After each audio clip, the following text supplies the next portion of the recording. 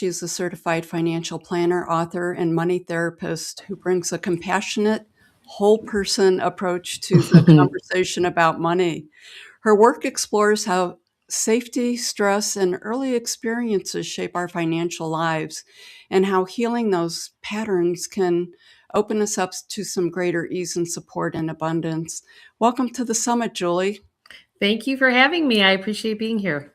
I'm glad to have you. It sounds like you had a little bit of a journey to make your way here, but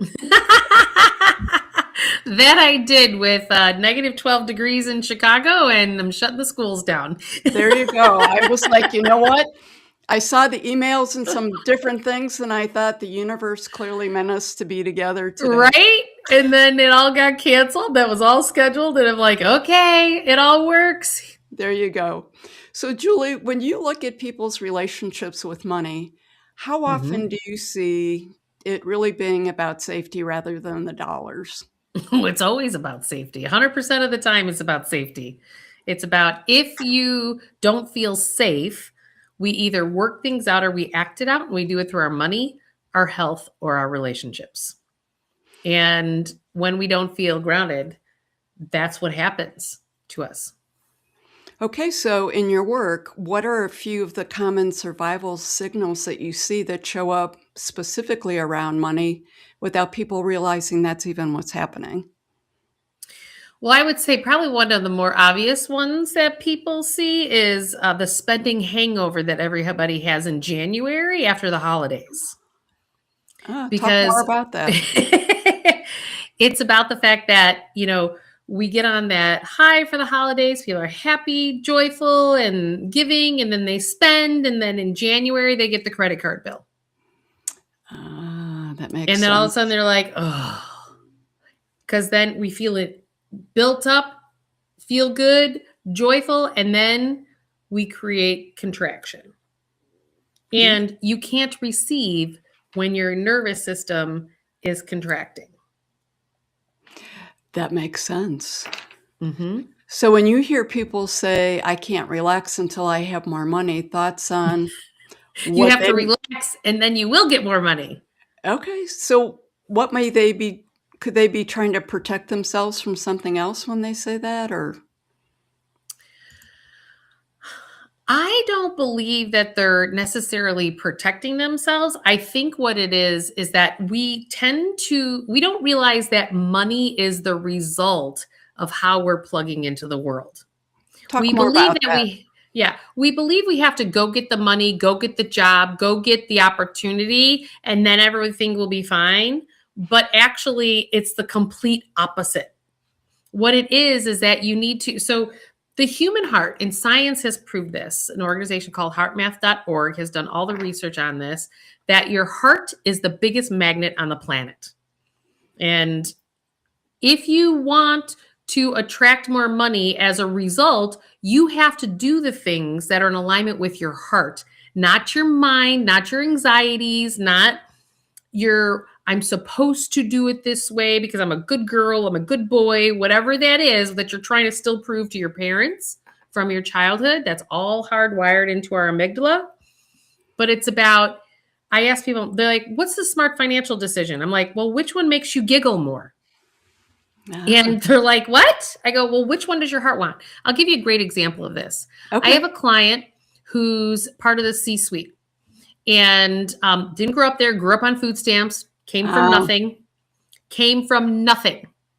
And he just worked hard, went to a great Big Ten university, climbed the ranks, super smart computer engineer. And as he grew in his career, your left brain tells you, well, these are the boxes I have to check to be successful, right? Following the boxes.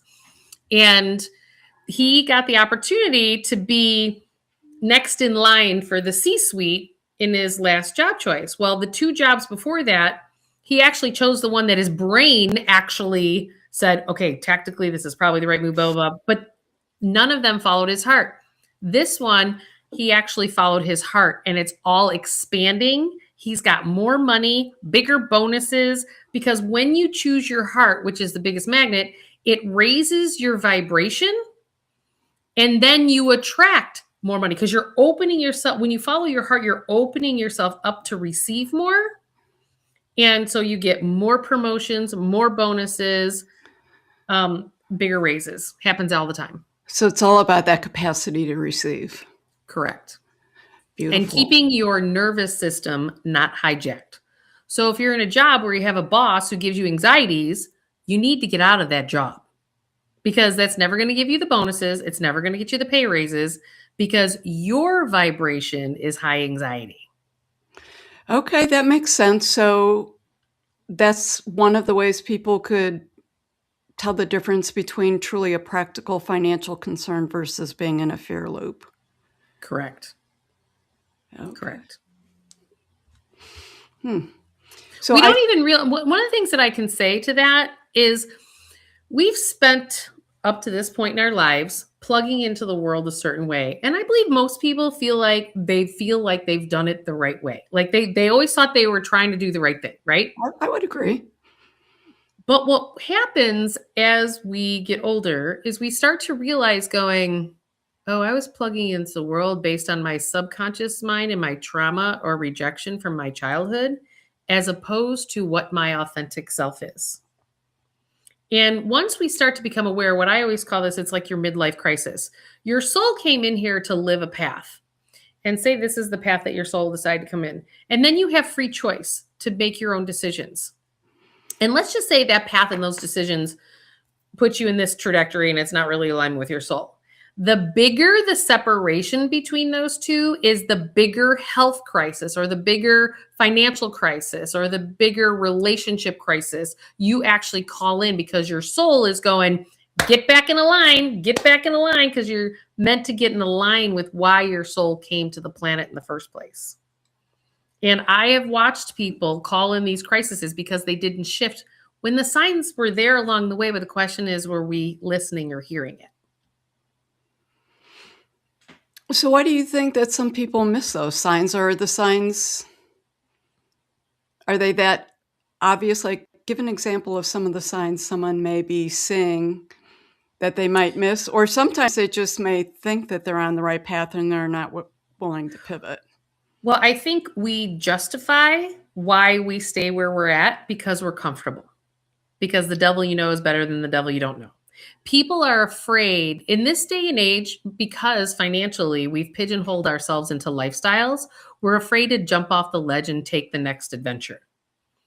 And we've created all these bills. The debt structure. See, if people would realize that when the Federal Reserve was created, it was about creating debt systems that actually control the masses.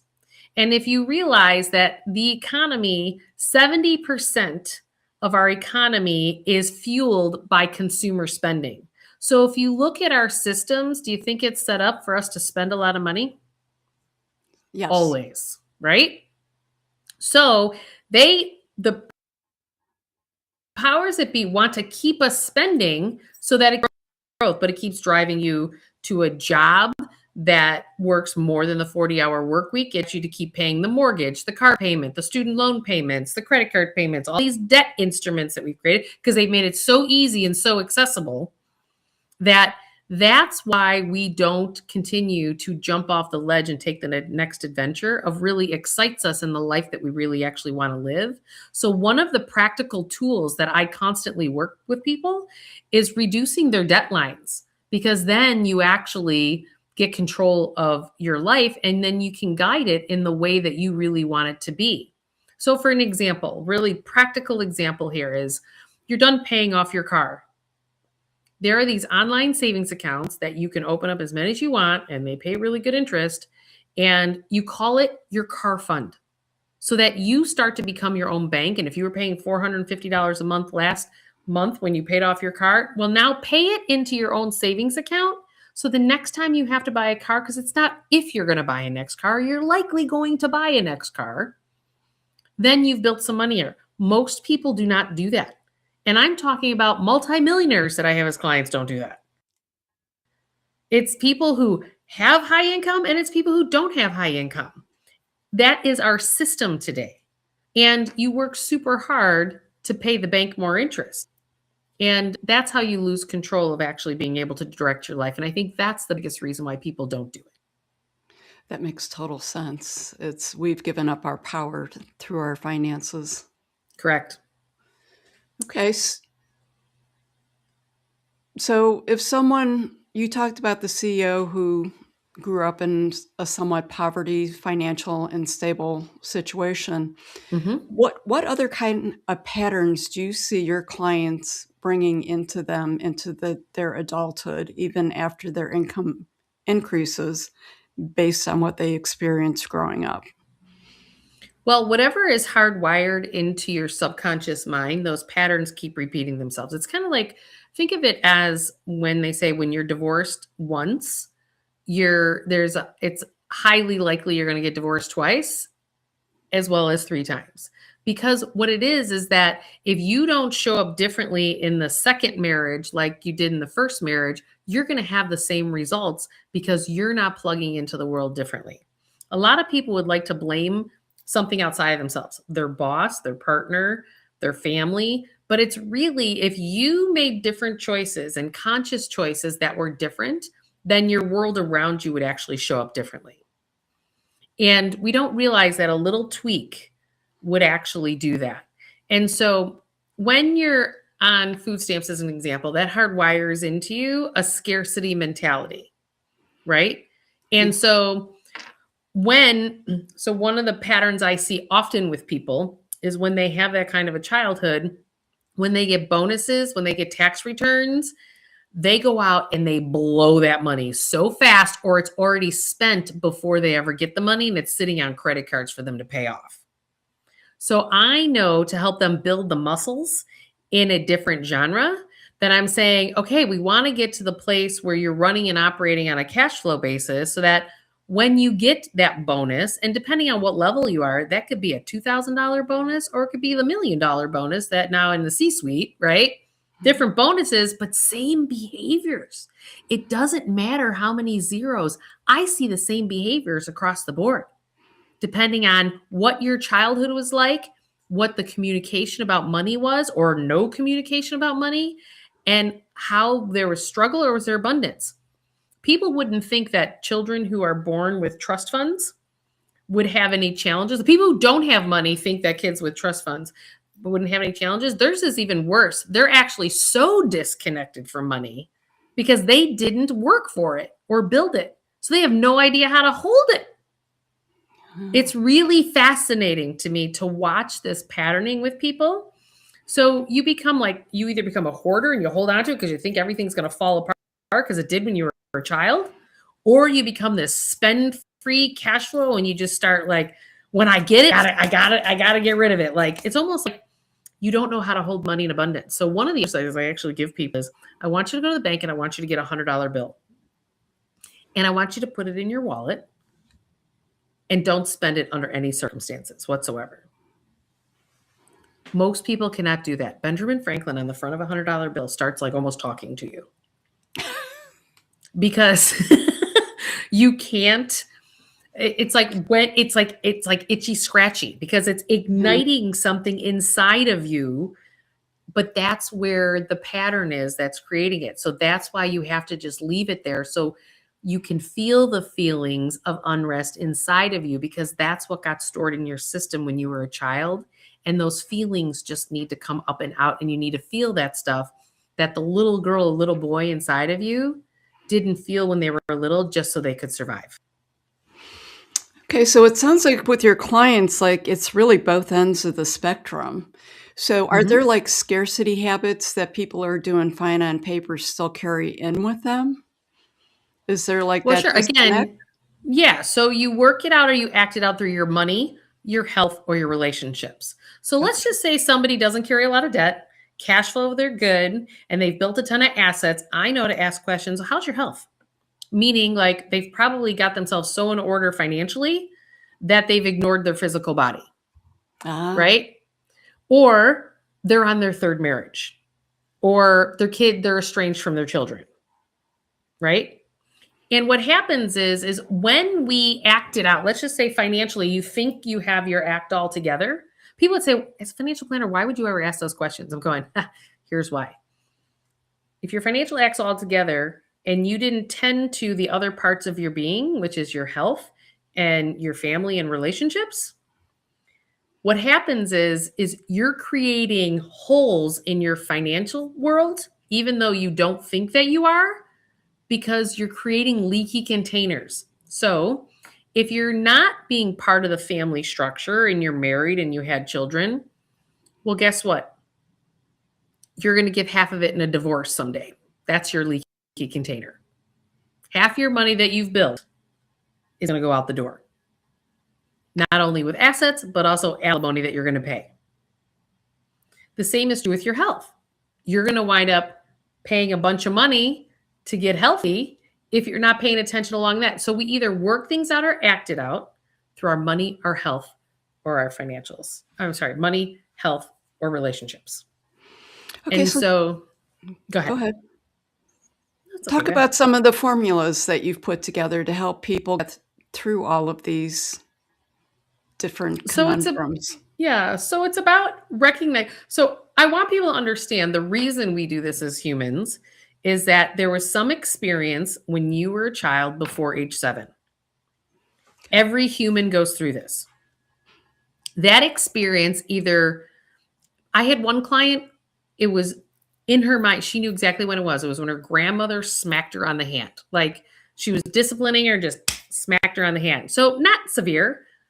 My trauma, if anyone's ever followed my story, I was sexually molested by a Catholic priest when I was 5 years old. So mine was significant and severe, whereas like my client's example, and anyone else can be somewhere in between that, right?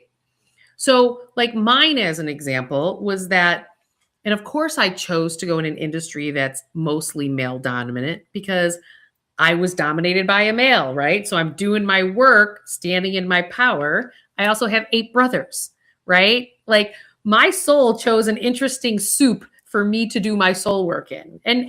And so did yours, and so did everybody watching, right? And so whatever that was, so when I was 5 years old when that occurred, I didn't feel feelings in that moment because I didn't know how to process that. It was stuck. And I remember the day that I finally, because I had learned that the only way you get past this patterning that wired inside of you is by feeling the feelings that were stuck. And our emotions are energy in motion. Right. So we have to get them to move. Otherwise, the reason we get sick is that our emotions get stored in our body. And as we keep doing the same repetition in our patterning, whether it's through your money, your health, or your relationships, energetically, that energy getting stuck in our body builds in layers. And that's eventually what creates disease in our bodies. In all the research that I've done, that's how it works. So that's why I know that with a client, if I'm sitting there with you and I'm watching that it's acting on your health. So for example, 50% of my male clients between 55 and 65 years old have developed cancer around their hip area. And I remember the work that I did with Deepak Chopra, and I would say he would always talk about that a cancer cell develops because that cell has lost its sense of purpose. I was like, their cell lost its sense of purpose. So I started asking these guys, how did you lose your sense of purpose? And every single one of those clients were let go of their jobs, not by their choice. Interesting. Wow. And so I've started to see this patterning through the years. So now I know to ask men, like this C-suite gentleman I was talking about, when he was in his early 40s, I'm sitting there going, you better go to a job you like. You better go to a job you like, because I got these other guys 15 years ahead of you that are all getting sick because they're doing it to provide for their families, to make it for they're not doing it for the reasons that feed their heart and soul. They're doing it to provide for their families. And we need to combine the two. You need to provide for your family and get your heart and soul fed along the way. And that's for men and women. And the only way you do that is to choose what your heart wants above anything and anything else. But that takes courage. And it takes you doing your work, going through the stuff that you've not been willing to face up to this point. And when people don't want to face it, like I had 2 clients leave last spring, 2 men who very much so operating and health stuff was coming up. One had a cancer scare and they decided to leave my firm. And I know for a fact when people leave my firm, it's because they're not ready to do the work and I'm pressing the buttons. And that's okay. It's totally okay because we can all only do it in our own timing. Right. You're only part of the formula. They have to Right. make a choice. They have to step into it for sure. Interesting.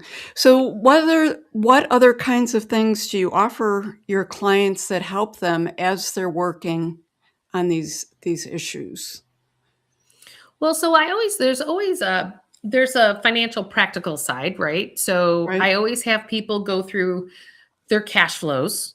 Okay. And keep in mind, I don't call it a budget because when you say the word budget, it makes you feel like you don't have choice and you're not empowered. It's about saying, you're a bad girl, bad boy, you can't have that, right? And I That's want people to feel interesting. empowered, right? So Mhm. I want you to choose. Well, first of all, we look at how is your cash currently flowing? So let's just look at it. Don't judge it. Stay in neutral. Remember that nervous system needs to stay in neutral, Right. right? Don't judge it. Don't make excuses. You're going to provoke your shame, your guilt, and everything. When I start talking about somebody's cash flows, I'm almost naturally hijacking their nervous system because they're going to respond in some shame or guilt. Everybody always gives excuses why their money's doing what it's doing. Well, And so talk go a ahead. little bit about the shame and the guilt that goes with that. Does that go back to more early experiences? Yeah, it comes from their childhood, right? They think they're Okay. wrong for choosing what they're choosing because somebody along the way judged them and told them they were Okay. wrong, Okay. right? And Yeah. so now it's looping in your mind, right? Okay. And so it's about going, I'm going to give you an example. I had this husband and wife that came to me years ago, and the husband came in here. I'm here for a female financial planner because you need to tell my wife that she's ridiculous that she's buying $400 to $600 pair of jeans every single month. And I'm just sitting here going, okay, I would never buy that. Like that's not Mm. me. I would never buy jeans like that. But stay neutral, right? Don't judge her. He's clearly judging it, right?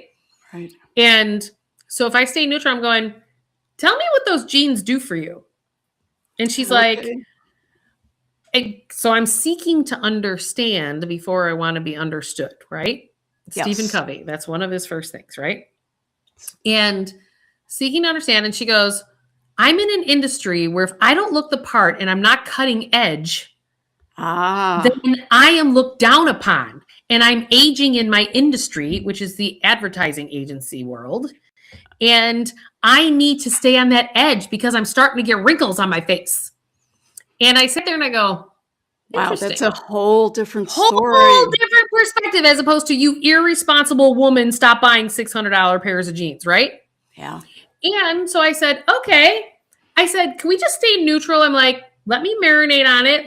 Because what I found is that people have their truths. They're not good. They're not bad. They're just truth. So we have to stay in neutrality on that too, right? And Mhm. I don't see the world through her eyes, but so what? Right. So you're So, thinking that's a lot of money for a pair of jeans, and she's just trying to keep a job right, that pays a good salary. right. And so I sat there and I'm going, but in a household, what's the best thing that you can do in a household? It's collaboration. It can't be his way Ah. or her way. There's got to be a mutual ground. And so when I was working on their financial plan and running the retirement analysis and looking at all that, all of a sudden it dawned on me going, oh man, she could turn around and sell those on eBay when she deems them too old and use that cash flow. We actually cut the amount in half because she turned around and she would sell them on eBay. Wow. And he was happy. She was happy. We found the place of neutrality for the two of them. And then guess what started to happen? Because there was no more push energy happening, she didn't want so many new jeans. She didn't want the That's guy telling her that he could control her that's because wow. that's what her dad did. Wow. Her dad controlled her mom, and there was no way in hell that she was going to allow a man to control her, particularly when she had her own career. That's a great example of how I interface with clients to find solutions that are collaborative because they have to be solutions from the heart. They cannot be Mhm. solutions from the egoic mind. And when we can find that state of neutrality and wholesomeness, then it leads everything. That makes so much sense. I love how you have married the heart math with the finance. Can you just talk real quick a little bit about the heart math for people who aren't aware of it? Sure.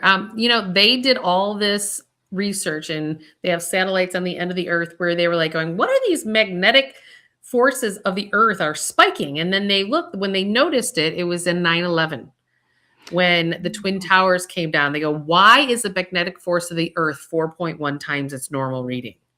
And then they realized going, well, where are the other spikes? And it was the day Mother Teresa died. It was the day that Princess Diana died. And sad to say, but it was also the day that The Bachelor picked the woman he was going to date because it's the most world-renowned show. But it was the human heart. They noticed that when globally human hearts were activated, there was a spike in the magnetic force of the earth. So they've now done research on the human heart that the magnetic force of your mind, if you're only using your mind to solve something, it only goes for about 2.5 feet. Okay. But the magnetic force of your heart, they now know goes for over 8 miles, and they don't have a measurement tool farther than that. Really, 8 miles? 8 miles. That's what all the research shows. It's kind of like if you think about it, if you're going to a network event or you're going into an event and you start to walk towards somebody and you're like, oh God, I got to go. Your heart is actually sensing that person's energy, whether you should abort or you should engage, because you're scanning the room. Your heart feels it all. That's the magnet that is guiding you in that. And I don't even know if most of us are conscious that that's actually what's happening. I'm going to guess not. Yeah. Something that we naturally do. But then when you start to realize that that's actually your most powerful tool, well, why would you stay in a job where you hate your boss, who's cutting your pay raises, your promotion opportunities? Because of fear, because we're afraid to jump off the ledge and we're afraid to step into our own personal courage that everything is going to be okay and you can trust it when you choose from your insides. That's why the subtitle of my first book, The Emotion Behind Money, is Building Wealth from the Inside Out, because it's your heart that has to lead the way. But we've been told that answers outside of ourselves are better because in our highly educated world, things outside of us are better than what our knowing is inside. And it's in all of our training and all of our formal education and everything. And that couldn't be further than the truth. Even though your knowing might be against the grain of what everything else is, it doesn't matter. I tell people all the time, what you need to do is let your freak flag fly. You need to be exactly who you came here to be, because then you'll get more money, more love, more opportunities. Everything else will fall into alignment because you will be supported if you're showing up as your authentic self. If you're having a really rough time and things are not working out for you, it's because you're not aligned with yourself. You've negotiated yourself away on some level and you're allowing the world to whipsaw you. I'll give you an example. Donald Trump is a great example of this. I certainly do not want to get into politics. I have a lot of very good people, clients, that really were upset about Donald Trump being in the White House. And not good nor bad, but the conversation I had with them was, why are you going to allow yourself today to not enjoy your life, not do what you want to do, because you're joining then all the frustration. You're pulling your vibration down because you're so frustrated about this external thing that's not inside of you. And I need you to be you and go be a great part of you, because we don't understand that we are an energy grid as a human race. And it's important for you to be the brightest light that you can possibly be. So you're holding the container for everybody else to be a bright light, as opposed to being a pile of poop like the other pile of poop. And I know that's simplifying it a lot, but when we start to realize, like I had one client going, well, I can't stay here. She's a medical doctor and she's an OB and she's so upset about what's going on in Texas. Okay, that's her feeling. That's her truth.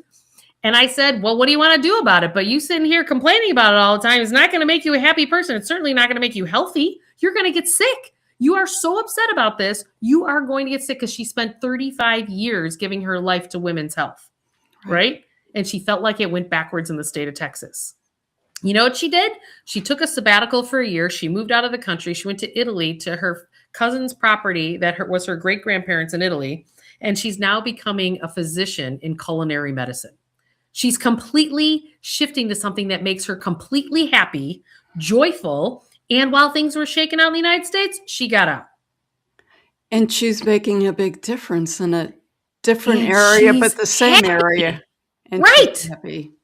She's happy. She's going to add years to her life because she decided to align with her internal truth. She's not going to control Donald Trump. And I'm not here to say whether you like him, you don't like, I don't care. This is her truth. And I'm sharing that story because she chose to be happy regardless, instead of making herself sick over it all. Well, I appreciate that you picked probably one of the most polarizing topics, definitely in the United States, if not the world, but you discussed it in a way that wasn't polarizing, and in a way that people could integrate that into a sense of peace for themselves. Thank So you. it's fascinating to me that, like, your business is finance.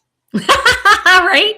But what you're doing, it's just in the finance bucket because all these things are running down the same path parallel. One Correct. is no different than the other. Right. That's just how you choose to support yourself. Correct. But in the meantime, you're doing a whole lot of other coaching and helping Yeah. people move along. Mm-hmm. Wow. Because if you think about it, all those other things are integrated with your money. It's all If she didn't figure out the money part of how to go move to Italy and be on a sabbatical, like I told her, well, go look in your employee documents and negotiate that you're able to get out of your current contract for a year. Like, that's how it's integrated with your money. Yeah, that makes right? so much sense. But if she didn't listen to me all these years in terms of reduce your debt, create financial space, don't have huge don't have every dime coming in go out. Right. She wouldn't have had the space to be able to do that. But she's been a client for about 20 years and she listened. Some listen, some don't. Some do partial, some don't. But then it's your journey and that's okay because you can only hear what you can hear when you can hear it. That's right. Doesn't mean that they don't hear it 10 years from now after they stepped away. Exactly. Right.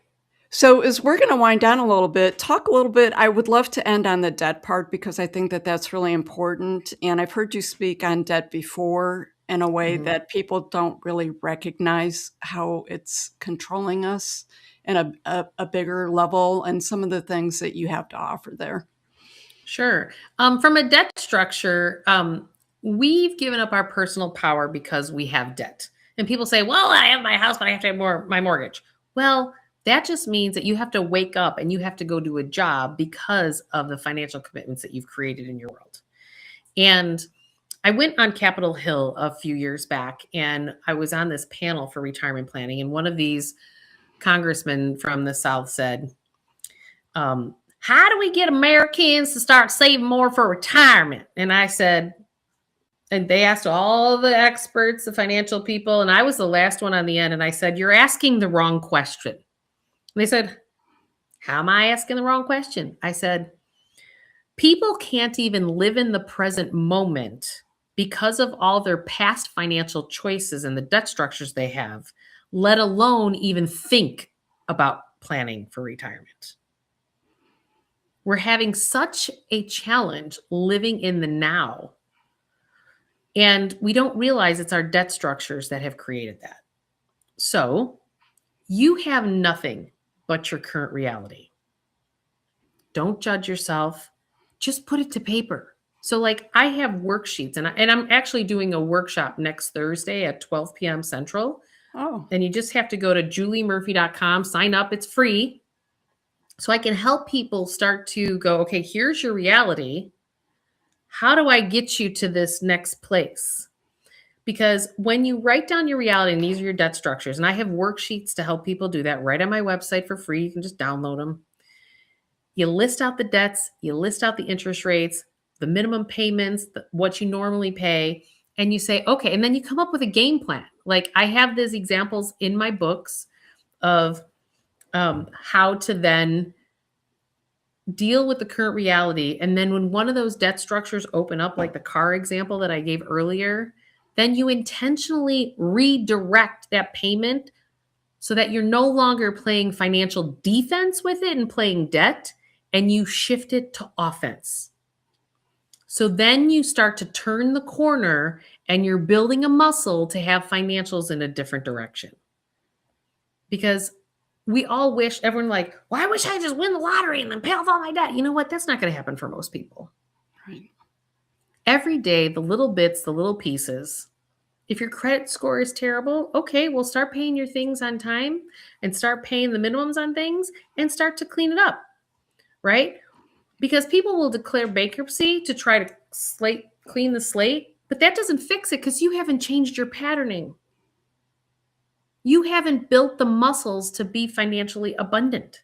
No different than someone who wins the lottery usually is gone all the money within the next 5 years because they don't know how to hold money in abundance and it just goes out the door. No different than big bonuses that come from your employer go right out the door. So this is about building your financial structure based on your intentions and your heart's desires. I ask people all the time, what do you think of vacation? Oh, I'd love to go on more vacations. Everybody always says that to me. I go, what savings account do you have set up to go on those vacations? No one ever has one. Well, if you want to go on them, you need to start putting money every month into the vacation fund. Because you don't go into it because you don't intend for that to happen and you don't have a financial bucket set up for that intention. And don't combine them. Don't put the car with the vacation with the emergency funds because then it gets all gunked up. Name it and separate it because those are your desires, your goals. It's like I really wanted a boat when I was in my 20s. I started putting $10 a month into a boat fund. And then I figured out, I want a sailboat. So I changed the name to sailboat. And by that time, I was putting like $250 because every pay raise, I increased what I was putting in there. And then I was like, I want a 34-foot Beneteau. And by the time I bought the boat, I was putting $1,600 a month in there. It took me 10 years, but I found a friend with the boat in the meantime. But then I bought a boat. I had a sailboat. I had a 34-foot Beneteau. Good for you. I love it. I love how you did it. The process. It's all with intent. It's all with intention. Thank you for bringing so much humanity and clarity to this topic. It's a difficult topic for a lot of people. It's deeply personal. Your perspective really helps reframe the money, and it's not as something to fear or to force, as you talked about. Right. It really, I love the heart connection, and I love the heart connection because that is the connection. To learn more about Julie and her work, you can go to her website, juliemurphy.com, and talk about that workshop once more. Absolutely. So I just do a workshop to help we get on there and you can ask me any question that you want to help you get out of the current scenario you have. And we just keep flying around and helping you get to there. And I'll teach a little bit more of my nuggets. And it's next Thursday at noon Central Time. And you can just go to juliemurphy.com to sign up. Thank you. I appreciate you so much. Thanks for joining the summit. Thank you. Thanks for having me.